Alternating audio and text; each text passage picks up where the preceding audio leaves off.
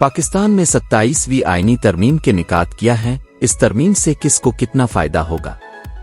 क्या ये आईनी तरमीम कानून के दायरे में रहकर की गई है या फिर आर्मी चीफ के ओहदे को मजीद ताकतवर बनाने के लिए की गई है? आप सब कुछ न्यूज़.tv में जान सकेंगे।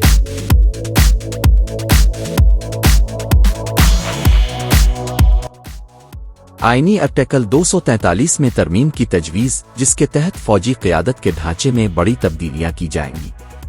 नंबर 1, आर्मी चीफ को marshal of the air force, field marshal और एडमिरल ऑफ द फ्लीट जैसे 5 बड़े स्टार रैंक्स देकर आईनी तहफ़्फ़ुज़ देना है।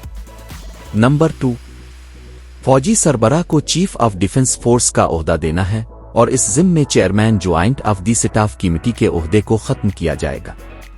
नंबर 3, नया अदालती ढांचा तैयार करना है, यानी एक फेडरल आईनी कोर्ट कायम की जाएगी जिसे आईनी मामलात, विफाक और सूबों के तनाज़ात, बुनियादी हुकूक वगैरह के लिए मखसूस किया जाएगा।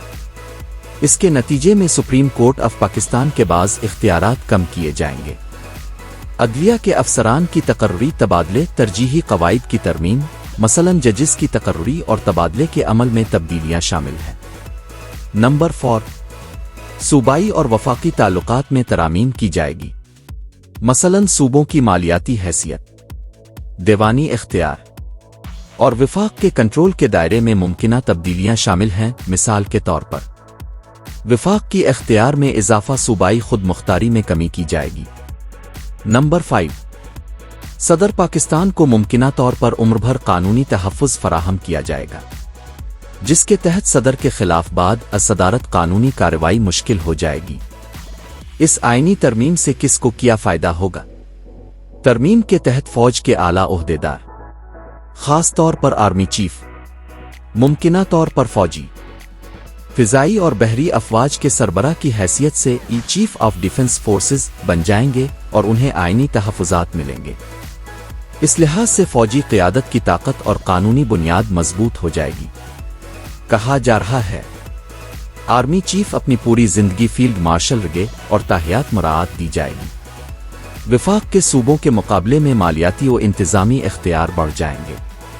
मिसाल के तौर पर सूबों की खुद मुख्तारी कम हो जाएगी, सदर को कानूनी मुआफ़ी मिल जाएगी। इससे सदर को पूरी जिंदगी कानूनी कार्रवाई सामना नहीं करना पड़ेगा। अगर अदली इस्लाहात मुनासिब तरीके से अमल में आएं तो कुछ मामलात में तेजी लाने का दावा किया जा सकता है, हालांकि इसे तरकीब के तौर पर भी देखा जा रहा है। क्या ये तरमीम आर्मी चीफ के ओहदे को मजीद ताकतवर बनाने के लिए है? बहुत से मुबस्सिरीन और तज्ज़ियाकार ये राय दे रहे हैं कि इस तरमीम का एक बड़ा मकसद फौजी क़यादत, ख़ास तौर पर आर्मी चीफ की इख्तियारात को आईनी हैसियत देना और उनको मजबूत बनाना है। मिसाल के तौर पर तरमीम आर्टिकल 243 में तब्दीली तजवीज़ करती है, जहां चीफ ऑफ डिफेंस फोर्सेस का नया किरदार मुतारफ करवाया गया है और CJCSC का ओहदा ख़त्म किया जाएगा, जो कहा जाता है कि आर्मी चीफ का मजीद मरकज़ी और मजबूत किरदार होगा। फौजी अफसरान को कानूनी तहफ़्फ़ुज़ात दिए जाएंगे, यानी कानूनी कार्रवाई मुश्किल बनाई जाएगी।